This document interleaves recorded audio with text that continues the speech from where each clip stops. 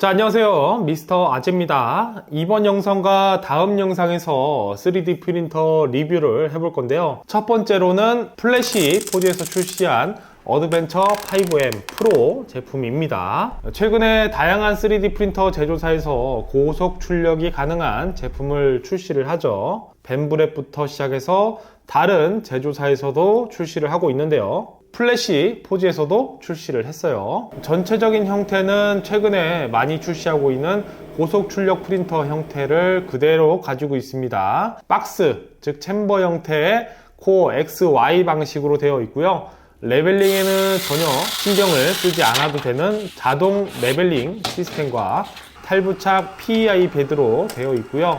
쿨링도 헤드에 1개, 그리고 벽 쪽에 쿨링이 있어서 빠르게 출력을 해도 무너짐이나 이런 거 없이 출력이 잘 되도록 해놨고요. 안쪽에 카메라가 달려 있어서 출력 모습을 컴퓨터에서 확인도 가능한 점, 그리고 터치 디스플레이가 달려 있어서 한글을 사용 가능하다는 점은 최근에 나오는 고속 프린터들과 별반 다를 건 없습니다. 이건 요즘 추세니까요. 물론 이 제품도 다른 고속 프린터 제품들과 마찬가지로 출력 속도는 빠르고요. 고속 출력용 필라멘트가 아닌 일반 필라멘트로 출력을 해도 출력 퀄리티 또한 다른 제품 못지않게 잘 출력이 되었습니다.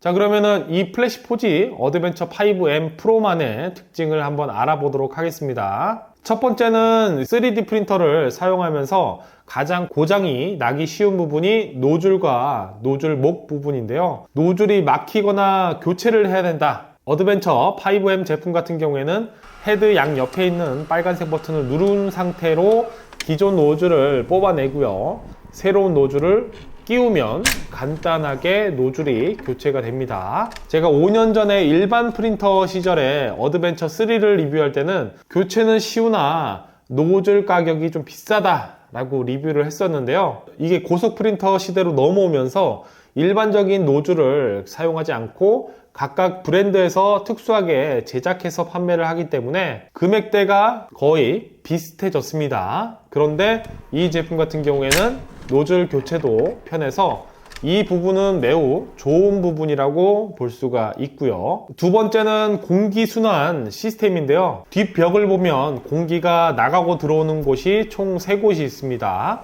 맨 위에 필터 없이 구멍이 뚫린 부분은 외부나 내부에서 공기가 들어오는 부분이고요. 맨 아래 필터 달린 부분은 내부의 공기를 외부로 내보내는, 일반적으로 PLA를 출력할 때 내부의 공기가 뜨거우면 노즐 목이 막히거나 출력물이 흘러내리는 경우가 있어서 내부의 온도를 조금 낮춰줄 필요가 있습니다. 그럴 때 아래쪽 필터로 공기가 외부로 나가고요. 중간에 있는 필터는 내부로 공기를 순환시키는, 즉 ABS나 특수 필라멘트 출력 시 베드 온도뿐만 아니라 내부의 온도 또한 출력물 퀄리티에 영향을 미치기 때문에 내부로 순환시켜서 내부의 온도를 일정하게 유지해주는 기능, 또한 내부만 공기가 순환되기 때문에 ABS 출력 시 나는 냄새가 좀 외부로 유출되는 양이 적겠죠. 하지만 일반적으로 PLA만 출력을 한다라고 하면은 큰 장점은 아니지만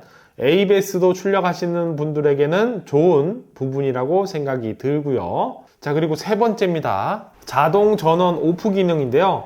다른 3D 프린터에는 출력이 끝나더라도 전원이 꺼지지 않고 팬이라든지 메인보드, 파워 등의 전기가 계속 공급이 되면서 전기도 잡아먹고 수명도 소모가 되어서 저 같은 경우에는 와이파이로 전원을 온오프 할 수 있는 제품을 프린터에 연결해서 핸드폰으로 출력이 끝나면 온오프를 시켜주는데요. 어드벤처 5M 프로 제품 같은 경우에는 자동 전원 오프 기능이 있어서 출력이 끝나고 시간이 얼마만큼 지나면 자동으로 꺼지게 하는 부분, 이것도 좋았습니다. 이제 단점에 대해서 한번 이야기를 해보겠습니다.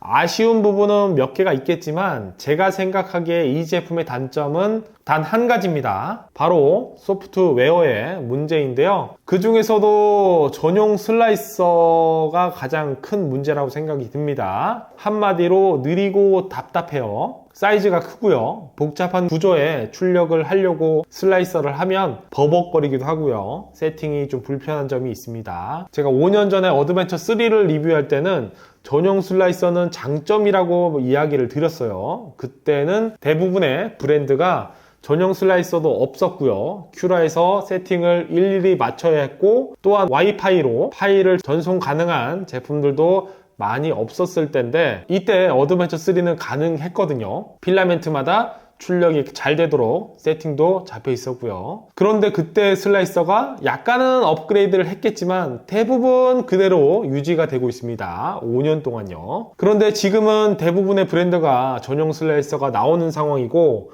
세팅도 상황에 맞게 변경이 가능한데 이 플래시포지는 그대로예요. 그래서 그런지 플래시포지사에서도 플래시포지 전용 슬라이서와 오르카 슬라이서의 사용을 같이 권장하고 있습니다. 오르카 슬라이서는 각종 세팅이나 이렇게 편의성이 좋은 슬라이서라서 플래시포지 홈페이지에서도 오르카 슬라이서의 다운 링크를 제공하고 있을 정도라서 저 같은 경우에는 전용 슬라이서보다는 오르카 슬라이서를 사용을 하고 있는데요. 이 오르카 슬라이서를 사용을 하게 되면 이 안쪽에 카메라라든지 무선으로 파일 전송이 또 안 되는 것 같더라고요. 그래서 파일을 USB로 옮겨야 하는 불편한 점이 있습니다. 추가로 외부에서 또 3D 프린터의 출력 모습을 볼 때 남들은 흔한 어플은 없고요. 웹사이트에 들어가서 확인을 해야 되고, 카메라 같은 경우에도 끊기고 사용성이 굉장히 떨어집니다. 이 정도가 단점이고, 아쉬운 점을 뽑자면 출력 사이즈가 아주 조금 작다라는 점. 보통 베드 사이즈가 220에 220 그리고 250인데 이 제품 같은 경우에 높이가 조금 낮습니다. 250이 아니고 220으로 약 30mm 정도 낮은 게 조금 아쉽다. 자, 결론입니다. 플래시포지사의 첫 번째 고속 3D 프린터답게 하드웨어는 나쁘지 않습니다. 잘 만들어져 있어요. 하지만 소프트웨어는 조금 많이 아쉬운 부분이 있는데요. 이거는 다른 슬라이서로 어느 정도 해결이 가능하다. 자, 이상 미스터 아재였습니다.